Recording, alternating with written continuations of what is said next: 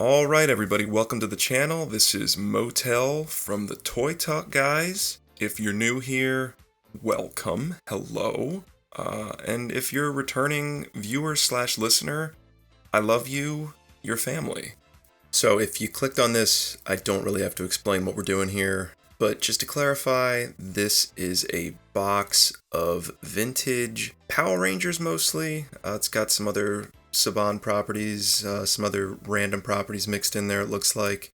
Bought this off an auction site, so I have yet to get my hands on it. Before we dig into this though, if you are not subscribed to the channel, please do so. We got some more content coming out. More importantly, please check out the Toy Talk Guys podcast, which can be found when you search Toy Talk Guys in any one of your podcast app of choice.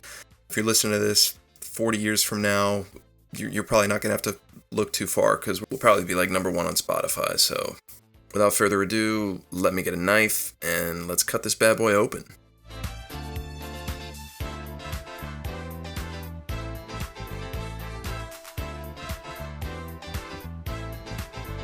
Alright, well, we certainly start off strong with a bendy Ivan Ooze figure, who's had his fingers gnawed off like Kevin McAllister would have if Old Man Marley hadn't stepped in.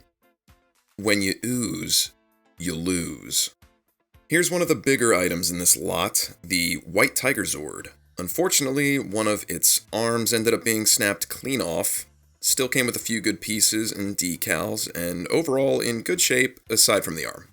We do end up with a few pieces of the Thunder Megazord in here. Included were both arms from the Black Lion, but no chest piece or helmet unfortunately. The Unicorn Zord and the Griffin Zord were both there and in pretty good shape. No sign of the Firebird apart from the legs with the platform, and also the tail. Red Dragon Zord was there, but was pretty much a husk. Found half the staff and ornamental half of the dragon's tail. I wound up sourcing the missing pieces, and I'll be keeping this one. Cleaned up pretty good, apart from some decal issues. Also ended up finding the sheath for the sword. No sword, though. Here's another one of the larger figures from this lot. This is a 10-inch Mecha King Ghidorah from Trendmasters, put out in 1994. The electronics appear to be working, but the tail is MIA. I don't collect any of the Trendmasters Godzilla stuff, but this is still worth a few bucks, so I'm happy to see it here. Oh, and here he is, Goofish. The entire reason I bought this lot. Alright, definitely joking. This guy's pretty common and not too desirable in the current market, especially in the condition he's in here. His staff was there, so he's complete, which is nice. I'll have more to say about this guy in a future video.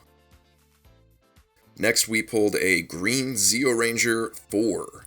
This is the figure that came with the Jet Cycle. These guys are often very beat up and missing limbs or holsters.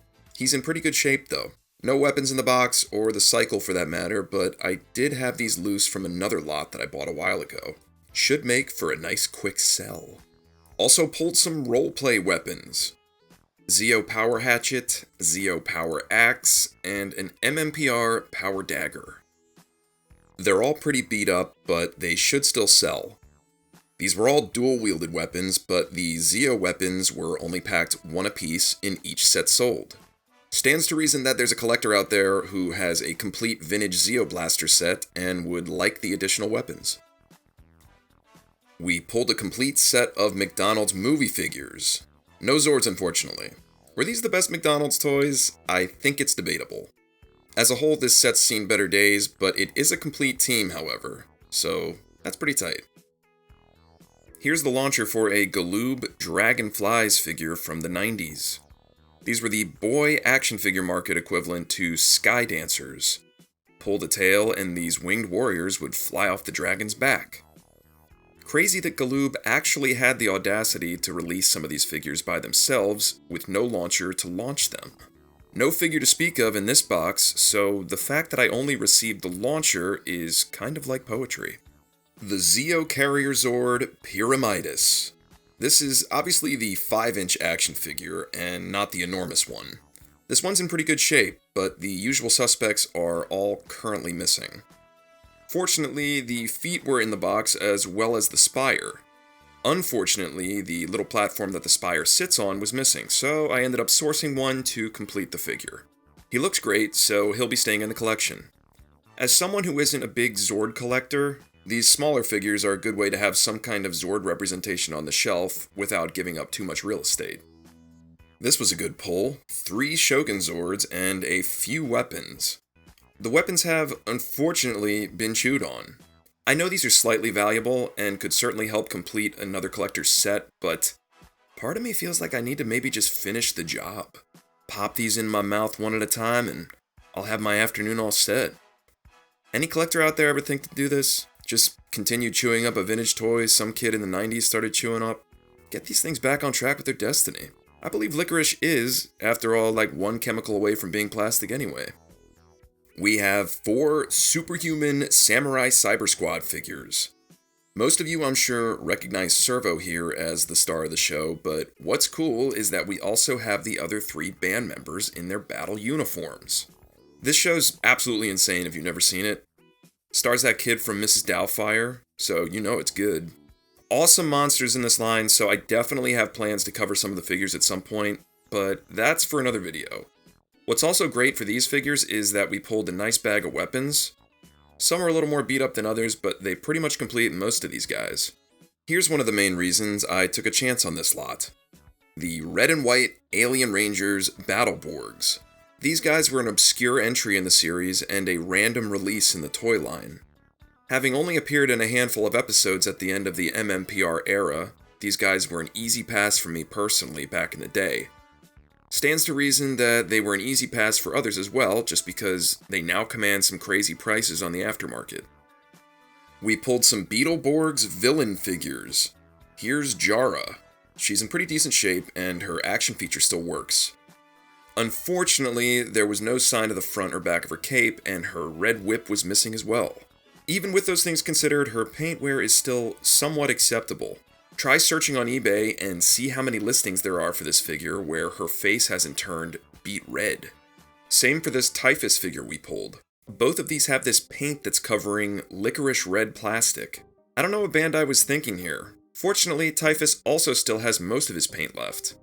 His action feature's broken, but that's very typical for this figure. Cool thing to note though is that we had his cape and his weapon. So this is something that should be an easy sell. Lastly, we also had Noxic here. No umbrella accessory, but his hairpiece was still present. Action feature appears to work. Let's address his burnt marshmallow appearance. I think this could clean up with some retro bright. This was always one of my least favorite Beetleborg figures, and I'll be sure to go into detail about it in a future video. Just hate what they did with it. You ooze, you lose. Ivan Ooze, there he is, turning his head and raising his arm just like he did in the movie. Remember all that head turning and arm raising? That's all I remember about that movie. Unfortunately, no staff was in the box to complete him. Funny, I think some collectors are now opting to buy this version of the figure to save some money if they're in the market for Ooze. The Legacy version from 2016 is just way too expensive at this point in time. Pulled a Blue Ranger flip head. No weapons, but his holster's there. All his limbs are in decent shape. Can't complain on this one. Here we pulled some of the action feature Zeo Rangers. Some weapons were present, including Gold's staff, Red's sword, and Blue's axes, as well as some of the sidearms. All the action features work. Very pleased. To pair with these, we also pulled 3 COG figures. All of them have their weapons, but none of them have working action features, unfortunately. Not a deal breaker for most collectors, as I'm sure the majority aren't actually utilizing action features, so these guys are still good for beefing up someone's vintage display. We had yellow and white bendy Ninja Rangers. Wow, these things are chewed up. They also have some ooze on them to boot. What do I keep telling you guys? You ooze, you lose. Even when you're boogieing with the bear. Here's a few PVC figures. These Ninja Rangers aren't ridiculously common like the first series of PVC figures are, so I'm sure someone would be happy to pick these up for cheap. Also pulled this random Black Ranger. Pretty sure it was off a birthday cake, but I could certainly be wrong. Zeo Red Battleborg. This is of the 5-inch variety. A little beat up, but the action feature works great. This was always my least favorite Zord from this series, next to the Warrior Wheel. Don't want to ruffle feathers with that take, but they both felt out of place. Whew. You ooze, yeah, I'll stop saying it. Hornator, man, I love this monster from the movie. One of two of the large ooze bugs the Rangers had to fight at the end. This is also the monster that Ivan Ooze injected himself into as a last-ditch effort when his plans started to come undone. He's since become a more expensive figure to add to the collection when compared to the values of other 8-inch monster figures. I'd love it if I could live to see this guy have a re-release in the Lightning collection. Who knows with the movie license, though? Or if you're watching this during a time when they already came out with that Lightning collection figure, then holy smokes do I love that figure and I highly recommend picking it up. Who wants to boogie with the bear? Here we go. Pulled all the usual common bits from the Ninja Megazord. Frog, ape, wolf. No Falcon Zord, Crane Zord, or fist covers, unfortunately. But we did pull the ape Zord's swords. A bit chewed on, but it's still something. That dang chrome piece the bear nibbles on's always missing as well. Alright, randomly enough, this was definitely one of the reasons I picked this slot up. Needed that back half of the 8-inch White Ranger shield. Looks great, and my Tommy is now on proper display. No longer am I living that lie with just the front half displayed. The Super Zeo Megazord. Is it that much more super than the Zeo Megazord proper? I always despised the name, but I found the Zord itself appealing. This is of the 5-inch action feature variety. Works great, and we also pulled both swords from the box, so that's definitely a score. Also pulled Zeo Megazord proper of the 5-inch variety. His action feature works just fine, but more importantly, he's complete. Getting harder and harder to find that shoulder armor these days, so I'm definitely excited that it's here. Here's some more Beetleborgs items. We have some variations of the AVs that they piloted in the first season of the show. They're all in played with condition, but there's definitely collectors out there looking for incomplete vehicles like these. If someone's looking for parts, there's still some decent pieces and decals here to extract and add to cleaner examples. We have a movie edition Lord Zed. This was the same mold from the first Lord Zed released in the main line of figures, but the chest is no longer translucent. He has a staff-raising action feature like Ooze, but it's way more prone to breaking. I can't even say for certain that I've ever handled one of these figures that was working properly. Still displays nicely. Pulled a few more beater villain figures, including a Zeo Drill Master. He is barely hanging on, missing both the exhaust pipes on his back as well as his right foot. Whew. Someone get Sarah McLachlan on the horn. In the arms of the Just for $1 a day, you can give this discarded Zeo Drill Master figure access to running water. We also have parts of a Z-Putty. Funny enough, I think this is much more valuable than the Drill Master husk. There's definitely collectors out there looking to army build or customize this stuff. A vintage Tengu warrior who is miraculously complete. Ends up being a nice pull. Action feature still works great. These guys are definitely still sought after in the same way the Z-Putties are, only they're harder to come by, especially complete. Very pleased to see this. What would all these movie villains do without some good guys to battle? Awesome to see a full line of Ninja Rangers here. They're all in played with condition, of course, and missing pieces, but they're here. Everyone does have their belts, which is important, and all the action features work. The most humorous takeaway I found was that the Pink Ranger's net was missing, but the pegs you plug into her hands that originally held the net were both still there. Better start searching Etsy for doll furniture nets. Check out Billy's action feature. You get this one for free. And that's about it. Here's some of the accessories I may or may not have mentioned, but that's pretty much all of it. Upon filming and editing this, it's about mid to late 2023, so take that into consideration when I tell you I paid a little over $100 for this lot. I really don't think that's a bad deal, especially after going through and piecing everything out. Hope you enjoyed the video, and if you did, let me know if I should do another one like this one. As always, please be sure to try out our podcast.